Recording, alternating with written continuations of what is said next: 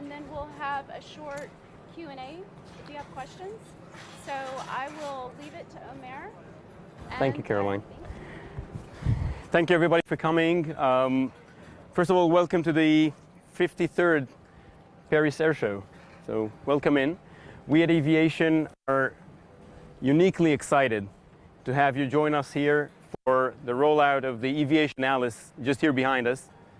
I think it was, actually I think it's a line of a song that says, you can have an airplane flying if you'll bring your blue skies back. So we hope this plane can do both. It's an airplane flying, and we hope it will bring the blue skies back. The Eviation Alice is the first all-electric commuter aircraft in the world, and it's out here ready and waiting. It's the pinnacle of a lot of work by many partners and crew that I will talk about soon, but it's also the manifestation of some vision. And I'm glad to say that that vision has been shared with us by a client, and this is basically the reason we've asked you in. So our announcement today is that Cape Air, the world's largest general aviation commuter fleet operator, working mostly in the east coast of the US, is going to be the first client of the Eviation Alice, and will usher in a double-digit size fleet of Alices to operation. Sorry? What airline? Sorry. Cape Air. Cape Air. He will usher in a double-digit size fleet of Alices within the next 5 years. This is a very, very significant moment for us, not only because we can roll out the plane and tell you about a client, but also, and maybe mostly, because we see Cape Air as a very, very significant client because of his identity. Cape Air as a company has been invested in sustainability since conception. They've been focused on creating profitable models for operating general aviation fleets, and have risen to be the largest general aviation fleet operator on the planet. This is why it was important for us to talk about. This is why we wanted them in, and also because they can really support with the MROs and with the experience and with everything that's needed to put forward that infrastructure to have a successful launch of the plane. Now, for those of you who do not know us as a company, Eviation was founded back in 2015 by myself and my good friend and partner, Aviv Tzidon. And we were at the time mostly considered delusional, I'll give you that, but we were thinking one thing.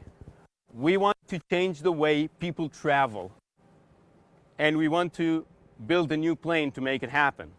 Not a small feat as it is. In 2017, we were here with a technology demonstrator, unfortunately promising that in 2019 we'll be here with a full-scale functioning aircraft. So again, considered delusional at the time, we had to go back and work. That work and the very, very long-standing dedication of our team and of our partners has created the Alice. The Eviation Alice is a 9-seat, 2-crew, all-electric commuter. It flies 650 miles on a charge. It flies at 240 knots at 10,000 feet, and it will charge an hour in the air just by staying half an hour on the ground. So 1-to-2 ratio, but the other way from what you're thinking. This aircraft is not some future maybe. It's not waiting for some development in battery technology or in lightweight materials. It's there. It's right here behind us. It's operational. When some of you will meet me inside, we'll move this stick. It works. And if we look at the way we've got here, we have to mention the complexity of building a machine like this, and we have to mention our partners. So the aircraft behind me has been built over the last 2.5 years with the help of no less than 164 suppliers from 21 different countries. And I will name them one by one now. Got you, right? But I do need to reflect and to say really thank you for a few. I want to start with Honeywell, that from the very beginning jumped in head first, created not only the lightest and we think the best flight control computer we can use, but they gave us the opportunity not just to make this the first all-electric commuter ever built, but also to make this the first Part 23 certified fly-by-wire computer, all fly-by-wire. I want to go then to Siemens, that has been supporting us with their motors and inverters literally from the conception of the company, from starting 2015. And then to magniX, that came in and created another propulsion alternative for this same motor. I want to talk about the beautiful work of Maniag Aeronautica that created a very, very different kind of landing gear system. Yes, it's a tail dragger, if that's your headline, but it's a very different tail dragger, and we'll talk about that difference in a second. I want to say thank you to Multiplast, a French group that did an amazing work in some of the structural components of this plane, but also was the major enabler for the integration process that happened here in France. And you know, some of our suppliers actually have a bit of a history to talk about. Some of them I did talk about just now. But if you think about it, the Hartzell propellers you see in the back, they're state-of-the-art, carbon fiber, pitch-controlled, anything you can hope for in a modern propeller. But Hartzell has been making these propellers for a century for the Wright brothers. They're there from the very beginning. Without those partners and many others that I did not talk about, this wouldn't have been possible. And we're very, very grateful for that. Now, this plane doesn't look like anything you've seen on the grounds here. It doesn't look like anything that flies out today. Not because, you know, it's the right design decision. Trust me, we did care about how it looks. But because this is a truly form follows function situation. This plane was built from the ground up to be electric. It's not a retrofit of anything. It is built like a plane should be built in the 21st century, at least the way we see planes being built in the 21st century. It's all composite. It has a huge battery. For lack of a better description, it's a huge battery with some plane painted on it. Our maximum takeoff weight is 6.3 metric tons, 14,000 pounds or so. The battery is just over 8,200 pounds. That's 60% of the takeoff weight. This is the way you reach those numbers I've given you in the very beginning. You redesign. You build a machine that is as efficient as possible at cruise. You build a machine that can really do a real-life job. And this really leads me to the result of that first client declaration. We believe the market for this plane is not commuter planes alone, even though it's a huge market and there's plenty to replace there. We believe it's not business travel or executive travel alone. We believe it's not anything alone. We believe it's all of us. We believe, and this was our vision from the very beginning, we believe that the way we travel regional distances is basically flawed. It takes too long. It's too dependent on your car, even if you're in a very, very well-developed country. And if you do fly, you're usually flying too many miles in the wrong direction from too big a hub. And this is what we're trying to change. And this is why, in this age of everything being the best, brightest, grandest, and never seen before, we do think this plane is important. We as a species has been walking since the dawn of time, right? Roughly 2.5 miles an hour. That defined the size of a city center. You go to work. You go to visit your family. You go to the grocery. For many thousands of years, we've domesticated the horse, went 4 times faster, roughly 10 miles an hour. And that defined the Roman road and the distance to the next village. Transportation leaps changed the way we live. Benz and Ford gave us the car roughly 4 times as fast again. 60 miles an hour, 40 miles an hour, depending on traffic. They gave us the suburb. They gave us traffic.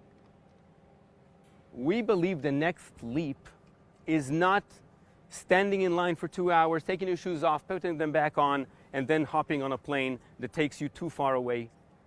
We believe the next hop in the democratization of transportation is in the form of electrification. This is why we believe that this effort, like many other efforts around the world right now, are actually the telltale signs for a third age of aviation. We've had powered flight, we've had the jet age, and we're going to have the electric age. It's not 20 years away. It's going to happen right here and right now. And we are extremely proud to be part of this here in this venue, 110 years after the first Paris Air Show. We are humbled by this event, and we are humbled by our small position in this revolution that's early enough to allow us this space, and we believe it's a revolution that's coming. I'm very, very grateful for your time, and I would love to take your questions. Sure. Callum Jones from the Times. You mentioned the order is double digit. Can you be any more precise on the number? If I could, I would. Sorry. All my compliments first for actually sexy looking airplane. Thank you. I did not expect that. What's the lift to drag ratio of a wing? It looks marvelous. I'm a glider pilot, and that's also the same. That's a beautiful question, Marino. Thank you. Okay, so as you can see, the plane is built very slick, and the reason is exactly what I've described. This needs to be very, very efficient at cruise. The plane lift-to-drag ratio passively is roughly 24, which is extremely high for is extremely high for planes that size and that speed. But the interesting point here, and this is again one of the big enablers of electric propulsion, putting the wingtip propellers out there really creates a reduction in induced drag, actually increasing the effective lift-to-drag ratio. So you can either count it as roughly a 10% or 7 to 10% increase in lift to drag, or to have, let's say, a virtual propulsive efficiency of over 100%. So the real question is, how much energy do you gain, or what's your lift to drag ratio? So I said the baseline is around 24. You can say we're at around 25 actively. Just one thing before that to kind of complete the picture. It needs to be said that a lot of the design features you see in this plane, it's not a good plane that does the work, that's very cheap to operate, and it's electric.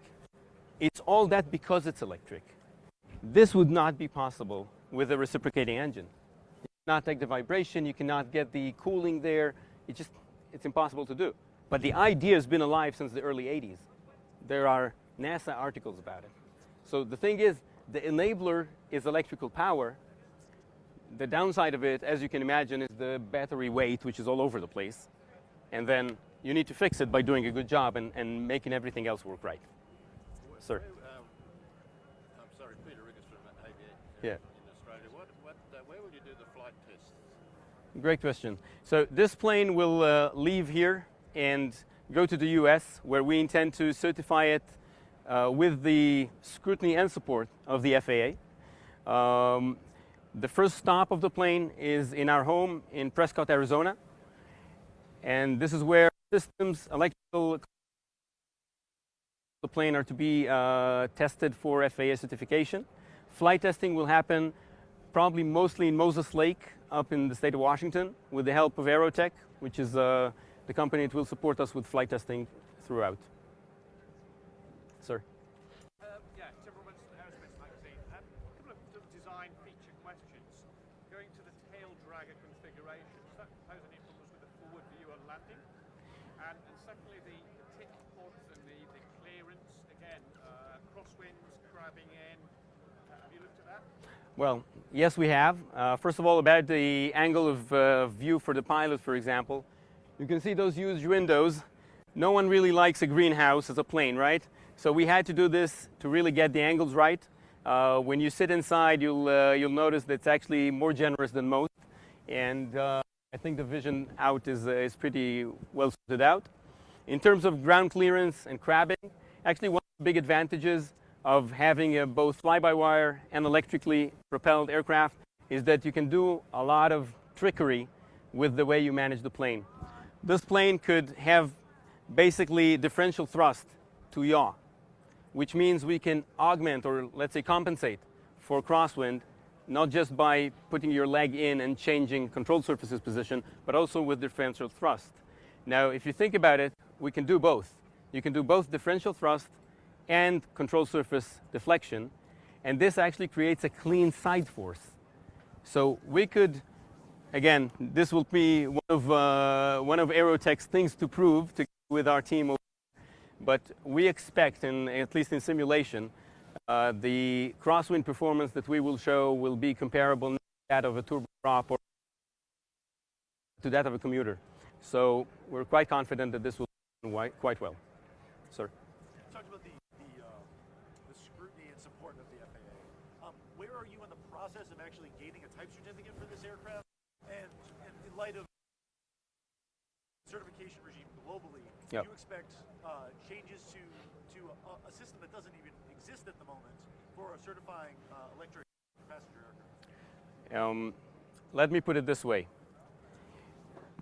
First of all, in terms of our position with the FAA, we've been engaged with the FAA since mid-2018. We find the relationship there extremely fruitful. I think this is one of the specimens that the FAA wants to see happen.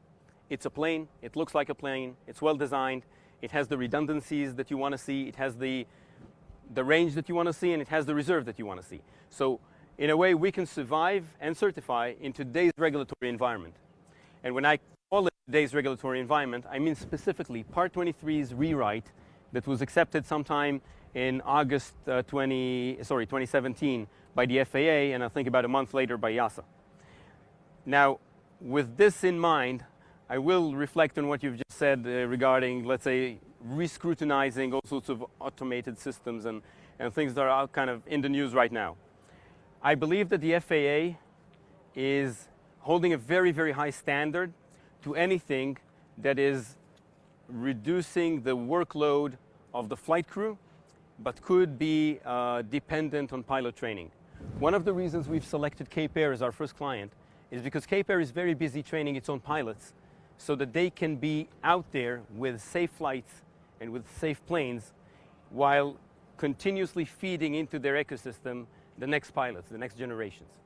We see this plane as probably one of the easiest planes to fly.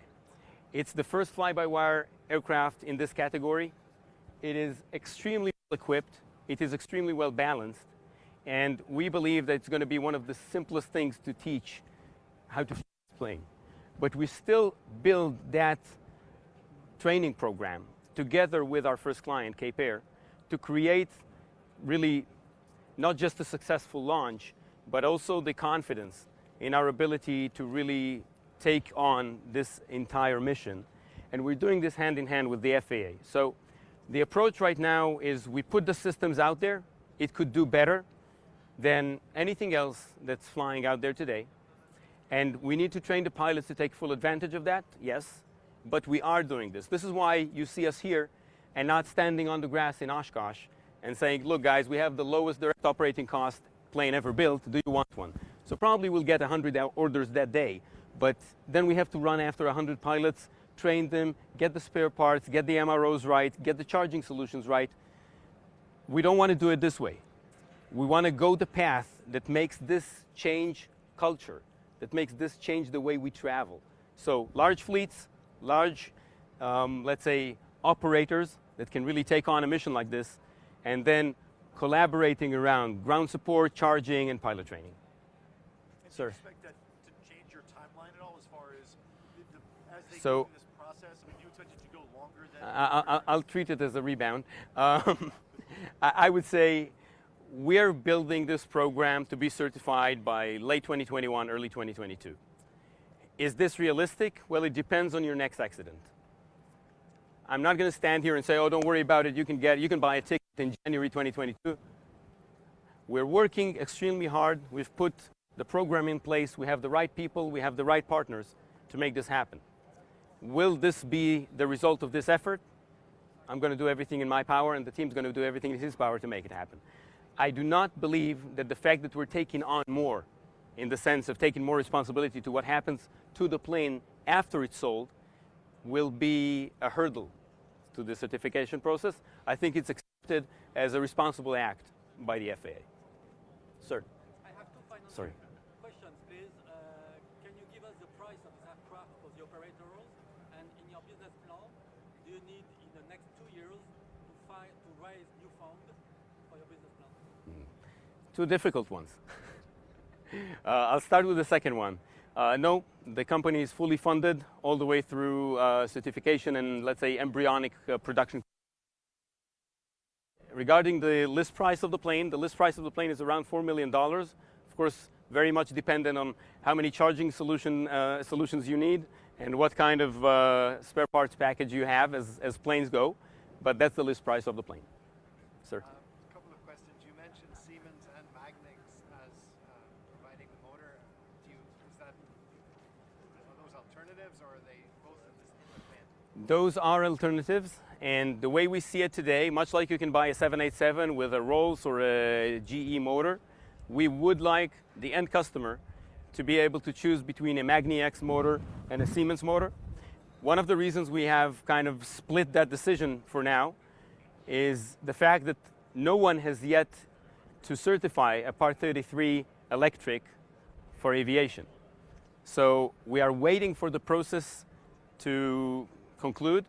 We're hoping for the winner to be, let's say we wish good luck to both sides, and the winner will be the one that we fly with in the beginning, and I suspect that there will be a secondary option because these motors matter and the way they're going to be maintained is different.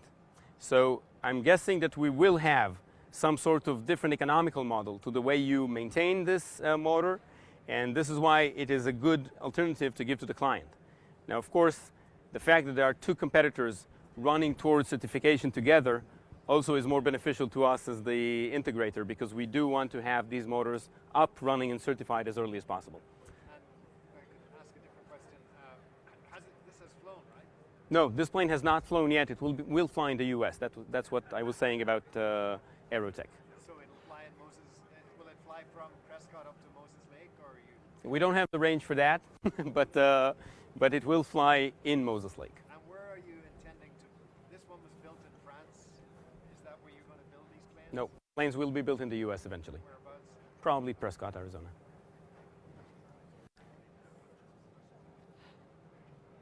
Another one?